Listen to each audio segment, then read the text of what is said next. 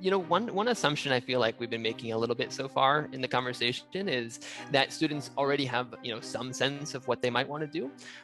What if a student is, engaged, they're a great student, they're really active academically, but they actually have very little sense of like what careers could be suitable for them? Is there any way that you would recommend that they go about sort of, doing an exploration of these as a very preliminary first step in high school? Sure, absolutely. I was that student, believe me. So I was Okay. definitely, bound for liberal arts. And, I would say that it was one of those things where I was pretty good at everything, but not good, not great. I remember wishing that I had one compelling talent that would tell me what I should be doing. I Right. was not that child. I was Okay. mediocre to good at everything. So there was nothing, Yeah. even my SATs were very balanced. It was like, that was frustrating. Wanted to be awesome at math or what have you. So I couldn't Right. win in that respect. So it meant the world was open to me and nothing defined there were no boundaries. It can Hmm. be challenging, but I think there are two pieces. One is knowing yourself a little bit. It's very Hmm. helpful to begin to guide you towards potential career paths. So understanding what you value, understanding Mm. your strengths, what energizes you, what conditions you work best in. And this is really Yeah. important, especially if you fall like me on the neurodiverse spectrum. So I realized that with ADD, there were certain roles that drain me. And if you ask me Oh. to do bookkeeping, timesheet keeping, record keeping, even managing a budget, I lose my mind. However, I'm very Mm. expansive and strategic in my thinking. I'm a big picture person. So knowing some of where I'm going to be the most awesome, knowing your strengths will help give you some boundaries about what are the activities and the skills that are going to be the most promising, where I'm going to be the most Mm. awesome and feel best. But talking to people, there is no better way to begin to develop a vocabulary for what is on the menu. I would assume Yeah. that any of the students who are listening to this podcast and perhaps their parents will will have myriad opportunities, and that the world is their oyster, and narrowing the frame is it's going to take time. It's going to be an Yeah. iterative process, but talking to people, being curious, being open, having thoughtful chat about different roles at different kinds of companies, Hmm. industries that may be compelling. Yeah. Be curious. So I listen to podcasts. I would say if you live in a major city, you don't even have to, but there are actually lots of professional Facebook groups that you can actually tune into and join, That's cool. and you'd be Yeah. really welcome. LinkedIn may feel a little bit further out and super professional, but by the time you get to college, you should have a LinkedIn profile. And Sure. there are plenty of professional focus groups, and you can literally just scroll through and listen to some of the chatter, and Yeah. even throw questions into the room, whether it's a Facebook group or something else. But there are meetups also that are professional that may be, if you're really ready to get into that, it may be a little overwhelming for most, but podcasts, easy, passive, and Yeah. are you interested in what entrepreneurs are doing? Sure. What are the news items when you pick up a newspaper? If you do, or if you scroll through New York Times or wherever you get your news, what are those topics that excite you? And let Right. me give you some clues. I feel like we all generate clues, and we need to find ways to pay attention to them a little bit.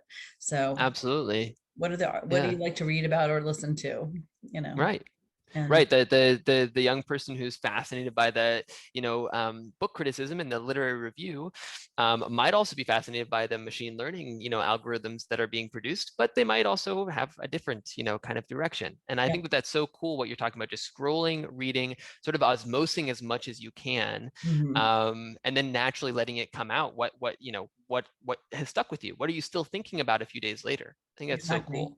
I mean, Yeah. Twitter is also a great way. Follow people, see what they're up to. Yep. Instagram, Awesome. who are you following? What are you interested in? What are the threads of stories? And you can reach out to people through those mediums too and ask them Yeah. questions. And frankly, any adult who hears from a high school student who's beginning to ask exploratory questions about careers will be just over the moon and ready to share, possibly Right. overshare. So, Possibly a richer. And that actually was what I was going to ask about next. If you do get to set up a conversation with, a family friend or a distant relative or just someone else in the network, who's in a certain field, are there any like kind of key questions that you would say that you would advise a young person to ask if they don't really know much about what this person does at all? What are some Sure. good ways to sort of learn about, like you said, kind of matching that to my qualities and what I like and that kind of thing? Yeah, and you want to ask questions that you can actually process. You don't want to get into the weeds of their profession, perhaps, Yeah. but maybe you want Yeah. to relate to them on a human level, like what made you pursue this path? How did you Hmm. end up here? What led you here? What do you like Hmm. about it? Tell me a little bit about your day to day. And that's also helpful for you to sort of like, oh, yes, more of that, less of that. This would never work for me. And also, who do you work with? Where are you, what's the meaning and the value of the job too? Like, Hmm. who do you help? Yeah, Who benefits from the work you do? What are you proudest of? Things like that that are really I like that. human. It's also making it about them and honoring Hmm. their career journey and learning what Right. you can and showing a curiosity and interest in what they have to say. And it's just like courtship, show an interest in a person and they will be automatically more willing to and more receptive to you. Show Yeah, your yeah, cards, be curious, ask good questions. Um, definitely. yeah, I think that's right. And you want to respect their time. So you should check in if they're going over the allotted time that you promised, make Right. sure that's okay. And frankly, there Hmm. is an ask at the end of these questions, you know, do I have permission to recontact you? Hmm. Hmm. Because if they say something interesting and you feel like, ooh, we're not done yet. I want to come back Right. once I become more sophisticated, or let me, you're someone I want to know later. Um, Yeah. and I would also ask about, could I shadow? Would you ever be open to Huh. having me come in for a couple of hours and shadow you? Yeah. If you're really excited to learn more and see them in their environment. That may be less of a thing with hybrid work, but it's an option. If it's Be funny feasible, to that could you just keep your webcam on all day and you've got somebody staring at you as you're looking at your computer. yeah, that's not too awkward. Yeah, I'm not sure about that. Fair point. Yeah. No, but I think that what you're saying about starting from that personal perspective, and then I really liked what you said. What are you proudest of at work, and what is most meaningful to you, and who are you affecting and who are you impacting? Those questions are awesome. Getting that person talking, and then at the end, like you said, having the ask come in after you've already had a really lively and engaging conversation is Yeah, such a smart way to do it. Yeah, I I think think so that too. makes a lot of sense. I would also say that, this is part of, I hate to use the word networking word, but because it's so overwhelming and seems too kind of, functional, but I would say Hmm. that it's about relationship building. And there are people in Hmm. your life who you will be able to tap into again and again if you nurture those relationships. If someone has shared generously something that you value, you can keep them warm. It's not Yeah. that every time you contact them, you have an ask to make, but you can let them know what you did with, in fact, recommend this as part of etiquette. After you've had a Mm. great conversation, send them a thank you note and let them know what you took away and what you're going to do with Hmm. that information, if anything, or what new Totally. thoughts have germinated because of what they shared with you. I will tell you that older people, meaning people older than you, are as intimidated by high school students as you are of them. Mm. So the truth of the matter is, because they want to look cool in your eyes. They know that Hmm. if they're parents, they know their kids don't think they're very cool. And the fact that you're listening to them and engaging them, that's everything. That's Yeah. gold. And Yeah. you confer coolness on them, and they're worried that they're not going to be seen as relevant or Yeah. exciting and compelling. So Mm. having your love and attention will do a lot for their ego as well. Right, right. And it's So good to care for that. And I really like that framing kind of mindset of, okay, they might also be a bit nervous about this on their end too. And so, yeah, the impetus is on the young person making the ask to try to set that right tone, and yeah, a bit of ego in there, of course. yeah, It always enters the equation. yes, it does. So show Awesome. appreciation. Yep. Well, Lisa, I know we're kind of nearing the end of our allotted 30 minutes. I have one more question, a bit out of left field, I guess.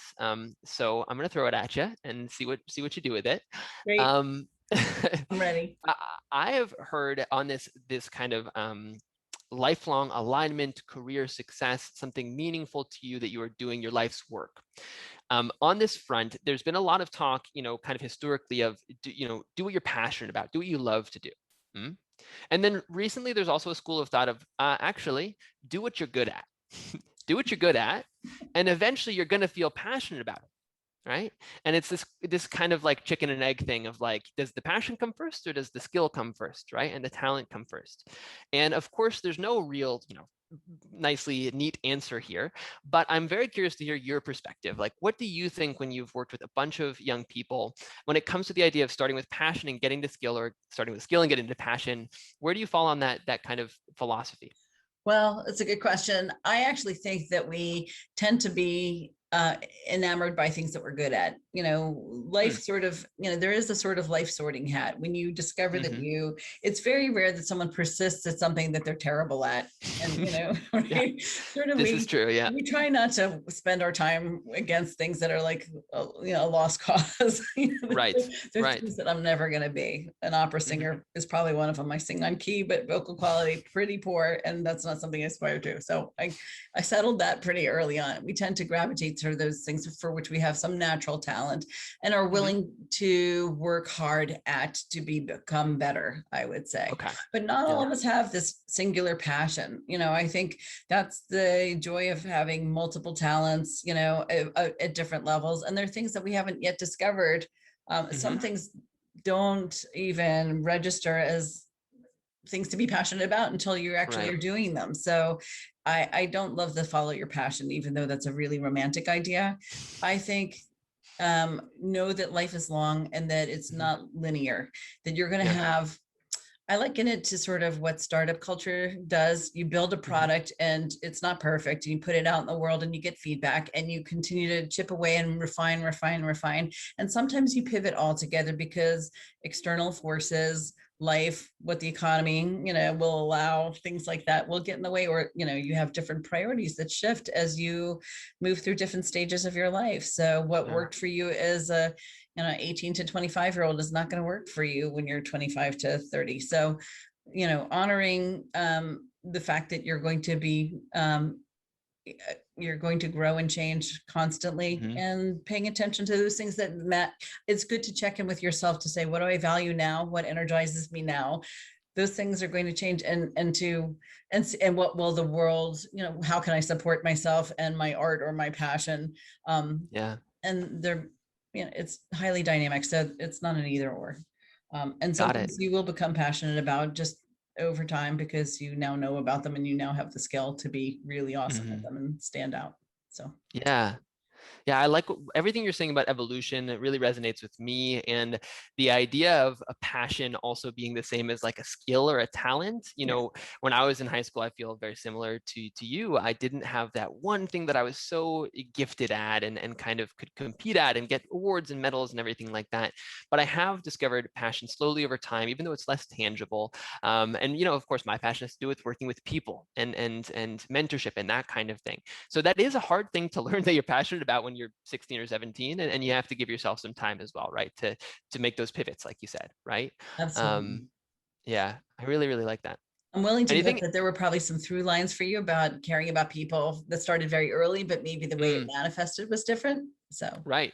Right. That is true. Yeah. I think my early sports coaching experiences and refereeing and silly things like that, these sort of summer jobs that we don't consider to be very serious, they did have an impact for sure. And me saying, hey, I was good at that and I like that and I want to do that more in the future. So I think it's awesome. Lisa, as we close out here, is there anything that we haven't gotten to chat about yet that you want to remark on before hmm. we say goodbye? I think this is all really compelling. I wish I had had this discussion when I was 16, 17, 18. Believe me, it would have Absolutely. saved me a lot of worry. And the truth of the matter is we all have to get comfortable with not knowing the future, but paying attention to the present, which will forecast our future. And Yeah. just stay present and have faith that whatever you're doing right now is building a history and a set of skills and insights that will inform what you do next. It's not a Yeah. waste of time, whatever you're doing. You'll be able to tell a story retrospectively, and you'll begin to see fact patterns that will help you with story building as you write your college essays, et cetera, and even think about your next summer job. So Yeah. I agree. And that is a great note to end on. Thank you so much for this really invaluable insight you've been able to share. I'm already excited for our next interview. I'm sure that will be coming along sometime soon. I And am as really, well. Elisa, it's just a pleasure getting to talk to you. So thanks. Jason, it's always a pleasure. Thank you so much. And thank you to your audience for joining us. Absolutely. All right. Well, I'll see you again soon. Thanks, Lisa. Be Bye well. bye.